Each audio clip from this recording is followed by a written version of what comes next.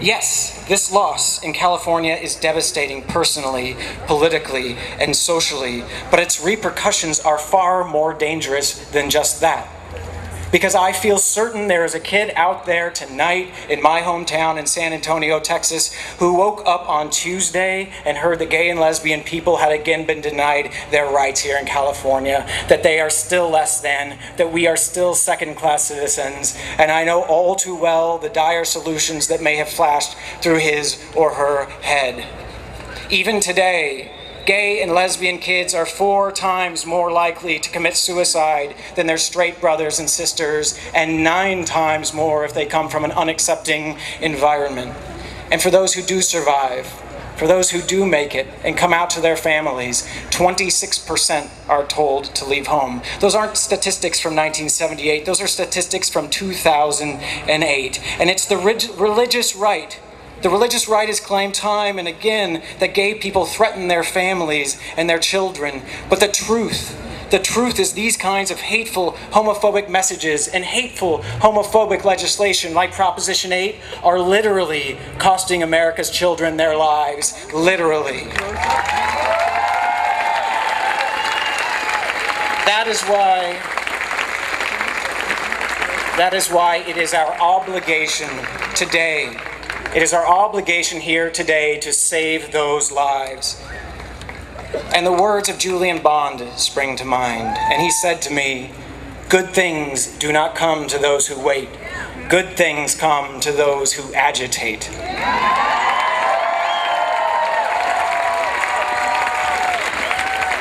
And a Harvey Milk quote follows. And he said this during his first campaign for public office in 1973 when everyone was saying, "It's too soon, you have to quiet down and back down." And he said to them, "There are people who are satisfied with crumbs because that is all they think they can get.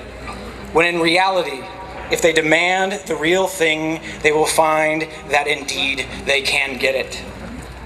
There is no question that we are at a critical moment in the gay and lesbian movement. And transgender. Thank you.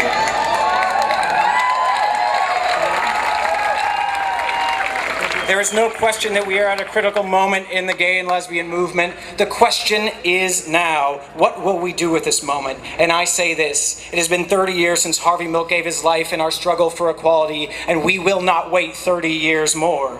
It is time for us to stop asking for crumbs and to demand the real thing.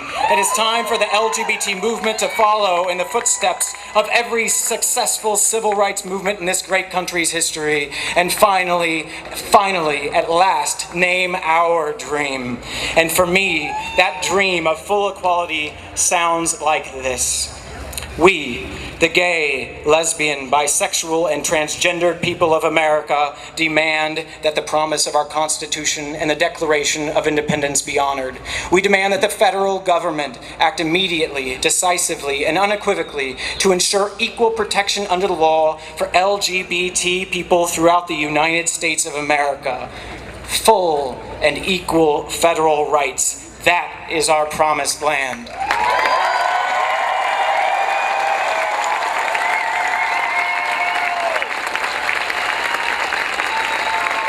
And the California Supreme Court's decision upholding Proposition 8 confirms that the time to challenge discriminatory marriage laws on federal constitutional grounds is now.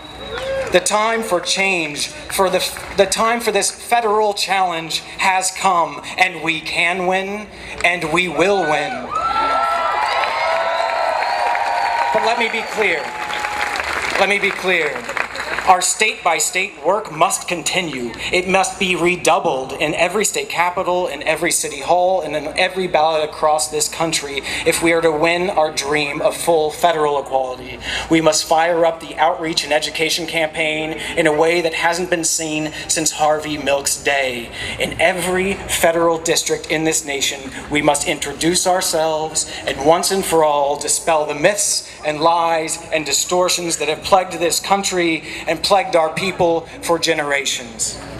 But always looking to the example set by the Civil Rights Act of 1964 that showed us loud and clear that full and equal civil rights can only come from the federal government. And to those who say wait, I say gay and lesbian people across this country should not be forced to wait to be treated equally under the Constitution while our lives are going by.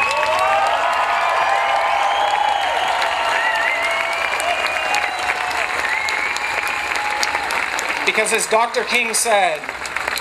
Martin Luther King said so eloquently from his jail cell in Birmingham, he wrote, "For years now I have heard the word wait, and this wait has almost always meant never. Now is the time. Now is the time for us to demand that our dream be realized. We are on the side of truth, and truth always finds the light. Now is the time because it is our obligation to send a message to the LGBT children in this country and in this world tonight that life is worth living.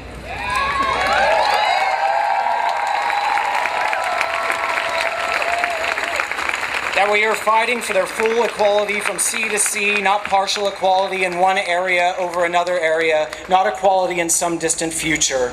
I know the road will be rough, and the challenges are great. But naming this dream today is so very important because it may sound like politics and policy.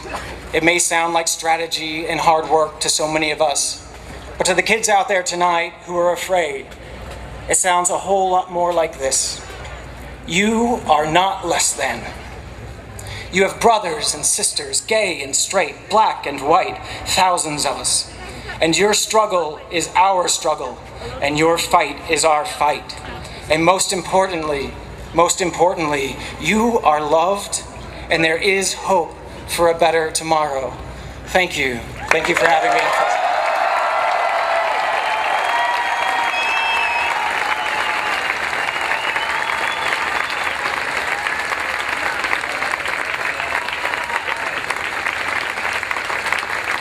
Please welcome Purge Campaign Chairman Rick Jacobs.